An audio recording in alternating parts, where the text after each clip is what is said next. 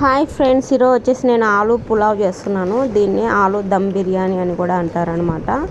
అయితే మనము ఇంట్లో ఏ వెజిటేబుల్స్ లేనప్పుడు, మనకు ఇంకా ఏం చేయాలి అని లేనప్పుడు, బద్ధకంగా ఉన్నప్పుడు మనము ఇలా ఆలు పులావ్ చేసుకుంటే కనుక చాలా టేస్టీగా ఉంటుంది. కర్రీ అవసరం లేకుండా చాలా బాగుంటుందన్నమాట. తప్పకుండా మీరు కూడా ట్రై చేయండి. పిల్లలు కూడా ఎంతో ఇష్టంగా తింటారు. దీనికోసం వచ్చేసి ఫస్ట్ మనము ఒక కుక్కర్ పెట్టుకోవాలి. కుక్కర్ పెట్టేసుకొని దాంట్లో మనము ఆయిల్ సరిపడినంత వేసుకోవాలి. ఎందుకంటే కొందరు ఎక్కువ ఆయిల్ తింటారు, మరి కొంతమంది తక్కువ ఆయిల్ తింటారు. ఎవరికి తగ్గట్టు వాళ్ళు ఆయిల్ వేసేసుకొని ఫస్ట్ అయితే మనము చెక్క, లవంగం, షాజీరా, బిర్యానీ ఆకు కట్ చేసేసుకొని ఆయిల్లో వేసుకోవాలి. ఇవి కొద్దిగా వేగిన తర్వాత మనం వచ్చేసి ఫస్ట్ పచ్చిమిర్చి వేసుకోవాలి. పచ్చిమిర్చి వచ్చేసి 4 చీలికలుగా చేసేసుకొని మనం పచ్చిమిర్చి యాడ్ చేసుకోవాలి. ఇంకా మనము కారం కావాలనుకుంటే ఇంకా కారం పొడి కూడా యాడ్ చేసుకోవచ్చు. ఇలా బాగా లైట్ బ్రౌన్ కొద్దిగా వేగిన తర్వాత పచ్చిమిర్చి యాడ్ చేసుకోవాలి. పచ్చిమిర్చి కూడా బాగా వేయించాలి. వేయించిన తర్వాత మనం వచ్చేసి ఆనియన్స్ వేసుకోవాలి. ఆనియన్స్ కూడా పచ్చివాసన పోయేంత వరకు వేయించాలి. ఫస్ట్ అయితే మనము ఇలా ప్రొసీజర్ని ఫాలో అయ్యి ఒకదాని తర్వాత ఒకటి వేస్తేనే మనకు ఈ రెసిపీ అనేది బాగా వస్తుంది అనమాట.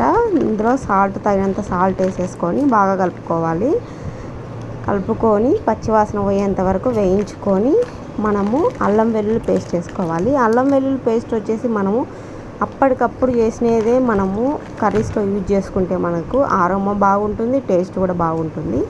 నెక్స్ట్ వచ్చేసి టమోటాలు యాడ్ చేసుకోవాలి. నేనైతే ఒక 3 పెద్ద సైజు టమోటాలని యాడ్ చేస్తున్నాను.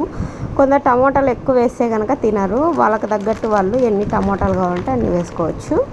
ఇంకా తొక్క తీసి పక్కన పెట్టుకున్న బంగాళదుంపల్ని ఇందులో వేసేసుకొని మనము పసుపు అనేది యాడ్ చేసుకోవాలి. పసుపు అనేది మనం ప్రతి కూరలో వేసుకోవాలి, ఎందుకంటే మంచి యాంటీబయోటిక్గా పనిచేస్తుంది. నెక్స్ట్ వచ్చేసి మనము కొద్దిగా కారం వేసుకోవాలి. కారం తినేవాళ్ళు ఇంకొంచెం ఎక్కువైనా వేసేసుకోవచ్చు, ఎందుకంటే దీంట్లో కర్రీ యూజ్ చేయం కాబట్టి. ఇంకా గరం మసాలా, ఇంకా కొత్తిమీర, పుదీనా, పెరుగు ఇవన్నీ వేసేసుకొని బాగా కలుపుకోవాలి. అయితే కారం అనేది ఒకవేళ ఇది చికెన్లోకి తిన్నా కూడా మనకు చాలా బాగుంటుంది, ఇంకా కర్రీ లేకుండా తిన్నా కూడా బాగుంటుంది. ఇంకా వచ్చేసి మనము రైస్ అనేది వేసుకోవాలి. నేనైతే కుక్కర్లో పెడుతున్నా కాబట్టి 2 గ్లాసుల రైస్కి 3.5 గ్లాస్ వాటర్ అనేది వేసుకోవాలి. మనకు విజిల్ బాగా వచ్చే కుక్కర్లో అయితే కనుక ఇది పర్ఫెక్ట్గా అవుతుంది. ఒక్క విజిల్ రాగానే మనము ఆఫ్ చేసుకోవాలి. ఆవిరైపోతేనే స్టీమ్ అంతా పోతేనే బయట తీసుకోవాలి. ఇందులో నిమ్మరసం అనేది వేసుకోవాలన్నమాట. నిమ్మరసం వేసేసుకొని మనము కుక్కర్లో ఒక విజిల్ రాణించుకోవాలి. అంతే ఫ్రెండ్స్, ఎంతో టేస్టీగా ఉండే, పిల్లలు ఎంతో ఇష్టంగా తినే మనకు ఆలు పులావ్ అనేది రెడీ అయిపోయింది. ఈ ఆలుగడ్డల్ని మనము తెచ్చుకున్న ఒక నెల రోజుల తర్వాత కర్రీ చేసుకుంటే కనుక ఆలుగడ్డలు అనేవి చాలా టేస్టీగా వస్తాయి. ఎందుకంటే మనం ఫ్రై చేసుకోవాలన్నా పచ్చివి అయితే అడుగు తగులుకుంటాయి, అంటే అడుగు కరుచుకుంటుంది. సో మనము డివైడ్గా రావాలి అనుకుంటే వాడితేనే బాగుంటుంది. ఓకే ఫ్రెండ్స్, ఈ వీడియో కనుక మీకు నచ్చినట్లయితే లైక్ చేయండి, షేర్ చేయండి, సబ్స్క్రైబ్ చేయండి.